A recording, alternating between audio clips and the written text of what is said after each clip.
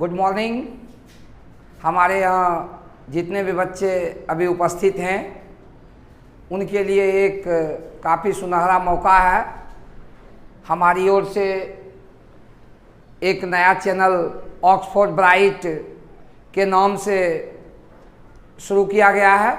इस चैनल के माध्यम से आपको प्रत्येक विषय में प्रत्येक अध्याय के बारे में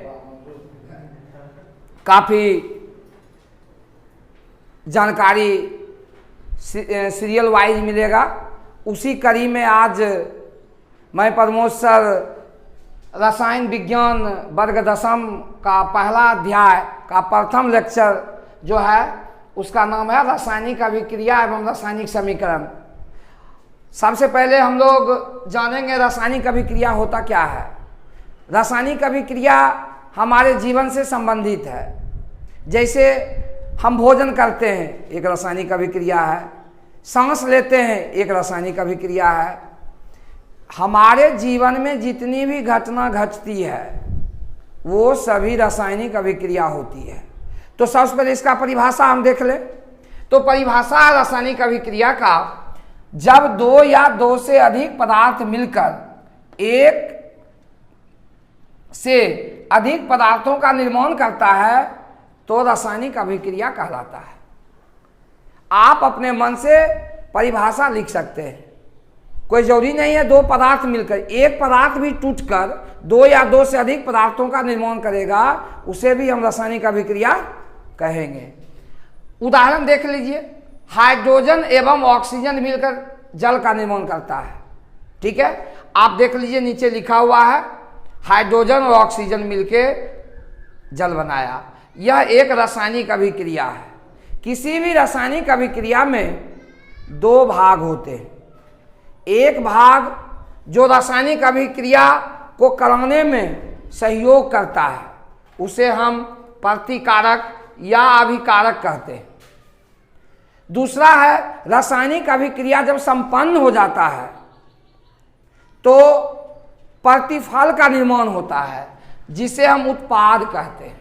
जैसे पेड़ पौधा प्रकाश संश्लेषण की क्रिया करता है तो उत्पाद बनाता है और उत्पाद में ग्लूकोज बनाता है, वही प्रतिफल हो गया। तो इसका परिभाषा हो गया अभिकारक का, ऐसे पदार्थ जो किसी रासायनिक अभिक्रिया में भाग लेता है अभिकारक कहलाता है। मतलब जो पदार्थ रासायनिक अभिक्रिया में भाग लेता है उसे अभिकारक कहते हैं। एग्जाम्पल आपके सामने ऊपर लिखा हुआ है, आप देखिए हाइड्रोजन और ऑक्सीजन रासायनिक अभिक्रिया में भाग लेता है, ये दोनों अभिकारक हो गया। अब आइए प्रतिफल, ऐसे पदार्थ जिनका निर्माण रासायनिक अभिक्रिया में होता है उसे प्रतिफल कहते हैं या उत्पाद कहते हैं। आपके सामने एग्जाम्पल लिखा हुआ है, हाइड्रोजन और ऑक्सीजन मिलके जल बनाया तो यह जल जो है प्रतिफल हुआ। आप इसको लिख सकते हैं उत्पाद और इस दोनों को लिख सकते हैं प्रतिकारक। तो बच्चों अभी तक क्या पढ़ा? रासायनिक अभिक्रिया, प्रतिकारक और प्रतिफल। 2 मिनट में जान लीजिए। जो रासायनिक अभिक्रिया में भाग लेता है उसे प्रतिकारक कहते हैं और जो रासायनिक अभिक्रिया में भाग लेकर नया बनाता है उसे हम उत्पाद कहते हैं। तो ये था रासायनिक अभिक्रिया। अब हमको जानना होगा रासायनिक अभिक्रिया का क्या विशेषता है। रासायनिक अभिक्रिया के बारे में आप पढ़े और लास्ट में था रासायनिक अभिक्रिया में प्रतिकारक और प्रतिफल। तो रासायनिक अभिक्रिया समझ गए। अब आप जानिए हमारे दैनिक जीवन में होने वाले रासायनिक अभिक्रिया, मतलब हम रासायनिक अभिक्रिया क्यों पढ़ रहे हैं, हमारे जीवन में इसका क्या संबंध है। हमारे जीवन में पहला जो संबंध है, यहाँ देख लीजिए आप लोग, यहाँ भोजन का पचना। इसका मतलब हुआ हम जो भोजन करते हैं और भोजन पचता है, यह एक रासायनिक अभिक्रिया है। दूसरा है श्वसन। श्वसन का मतलब होता है सांस लेना। हम ऑक्सीजन लेते हैं और कार्बन डाइऑक्साइड छोड़ते हैं, तो यह भी एक रासायनिक अभिक्रिया हुआ। तीसरा है लोहे पर जंग लगना।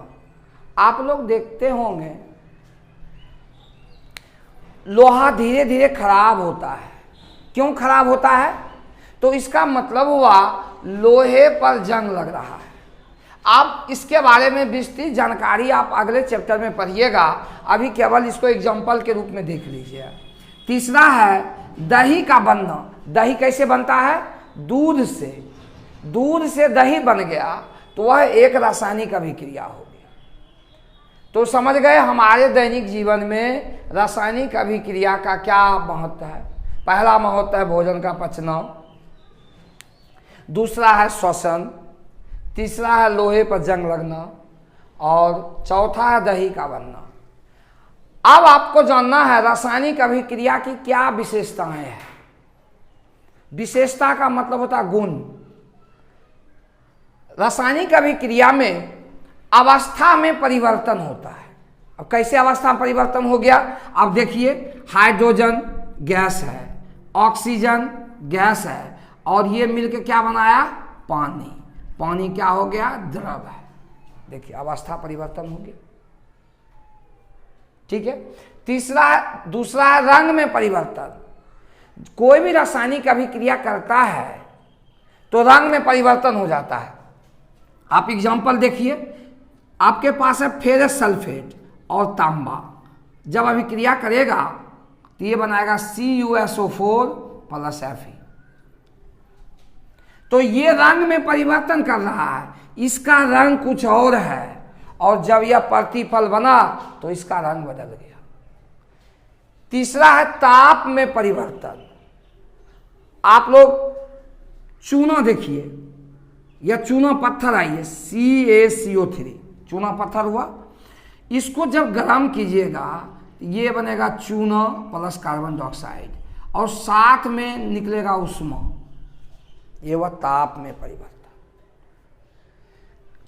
चौथा है गैस का उत्सर्जन। गैस कैसे बनाएगा?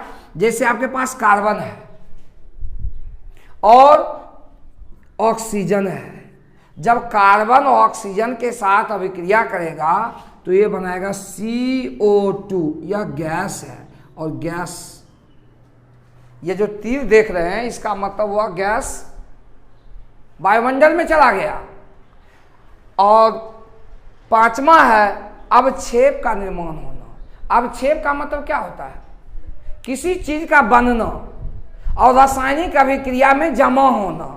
अब इसके बारे में आप पढ़िएगा, अवक्षेपण अभिक्रिया, तो इसका एग्जाम्पल आपको वहां देखने के लिए मिल जाएगा। अब देखिए, इसको रिवीजन कर लीजिए। रासायनिक जीवन में होने वाली रासायनिक अभिक्रिया जो है, हमारे जीवन में क्या रासायनिक अभिक्रिया हो रहा है? भोजन का पचना, श्वसन, लोहे पर जंग लगना, दही का बनना, ये सभी जो है हमारे दैनिक जीवन से संबंधित रासायनिक, और बहुत सारा है। ठीक है। दूसरा है रासायनिक अभिक्रिया की विशेषताएं। अवस्था में परिवर्तन, अवस्था परिवर्तन हो गया, ठोस से गैस हो गया, गैस से ठोस हो गया, ठोस से द्रव हो गया, द्रव से ठोस हो गया। जैसे आप लोग पानी से बर्फ बनाए तो द्रव से ठोस हो गया। दूसरा रंग में परिवर्तन। रासायनिक अभिक्रिया में प्रतिफल जो बनता है वह रंग में बदल जाता है, दूसरे रंग में हो जाता है। ताप में परिवर्तन, मतलब रासायनिक अभिक्रिया में ताप कभी बढ़ता है और कभी घटता है। गैस का उत्सर्जन, रासायनिक अभिक्रिया में गैस का उत्सर्जन होता है। और पांचवा है अवक्षेप का बनना।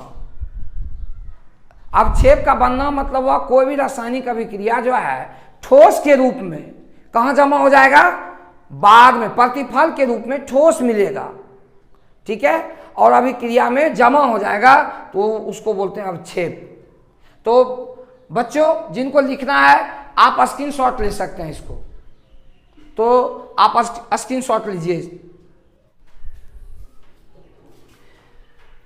रासायनिक अभिक्रिया एवं समीकरण का जो नया टॉपिक है, रासायनिक समीकरण। इससे पहले हम लोग पढ़े थे रासायनिक अभिक्रिया। रासायनिक अभिक्रिया को संकेत के रूप में लिख देना ही रासायनिक समीकरण है। अब देखिए इसका परिभाषा है, रासायनिक अभिक्रिया को रासायनिक समीकरण द्वारा निरूपित किया जाता है।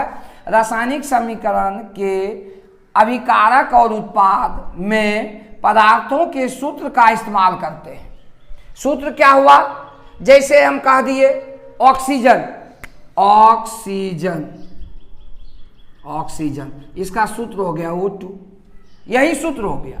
तो इसका अब जो हम इस्तेमाल करेंगे, ऑक्सीजन नहीं लिख के हम क्या लिखेंगे, O2, यही सूत्र हो गया। सूत्र के साथ भौतिक अवस्था को भी दर्शाते हैं। भौतिक अवस्था का मतलब क्या हुआ, हमारे पास पदार्थ कैसा है, ठोस है, द्रव है, गैस है या जलीय विलयन है। अगर ठोस है तो उसको S से सूचित करेंगे जिसको सॉलिड बोलेंगे। अगर द्रव है तो उसको L से सूचित करेंगे, L का मतलब लिक्विड हुआ।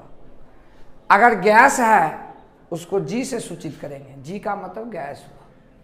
अगर जलीय विलयन है तो उसको इक्वस बोलेंगे, AQ, वो जलीय विलयन हो गया। अब देखिए हम लिखे हैं मैग्नीशियम रिबन का वायु में जलकर मैग्नीशियम ऑक्साइड बनना, ये हो गया रासायनिक अभिक्रिया। ये मैग्नीशियम रिबन का वायु में जलकर मैग्नीशियम ऑक्साइड बनना, ये रासायनिक अभिक्रिया है। लेकिन जब इसको हम सूत्र में लिख देते हैं Mg+O2 MgO, तो ये हो गया रासायनिक समीकरण। तो रासायनिक समीकरण में देखिए ये हो गया आपका प्रतिकारक और ये क्या हो गया, प्रतिफल। अब देखिए बच्चों, परीक्षा में क्या पूछेगा, आपको पूछेगा रासायनिक समीकरण दे देगा और उसको संतुलित करना। जैसे आप इसको देखिए, इस समीकरण को देखिए, यह रासायनिक रूप से संतुलित नहीं है। क्यों संतुलित नहीं है, तो यहाँ 2 ऑक्सीजन है, यहाँ कितने ऑक्सीजन है, 1 ऑक्सीजन है। तो संतुलित करने के लिए क्या चाहिए हमको, इधर 2 ऑक्सीजन चाहिए, 2 ऑक्सीजन हो गया। लेकिन मैग्नीशियम देखिए, यहाँ 1 मैग्नीशियम है, यहाँ कितने मैग्नीशियम है, 2 मैग्नीशियम है, तो इसको भी 2 से क्या कर दिए। अब मेरा रासायनिक समीकरण क्या हो गया, संतुलित। और यही आपको एग्जाम में पूछता है, कोई रासायनिक समीकरण दे देगा और आपको कहेगा इसको संतुलित कीजिए। तो रासायनिक समीकरण संतुलित करने के लिए हम सीखेंगे, उसके लिए बहुत सा तरीका है। उस तरीकों को सीखने के लिए हम अगले वीडियो में प्रयोग करेंगे, कैसे आप सीखिएगा, किस प्रकार आपको सिखाना है। अब इस टॉपिक को आप स्क्रीनशॉट ले सकते हैं या कॉपी कलम से लिख सकते हैं।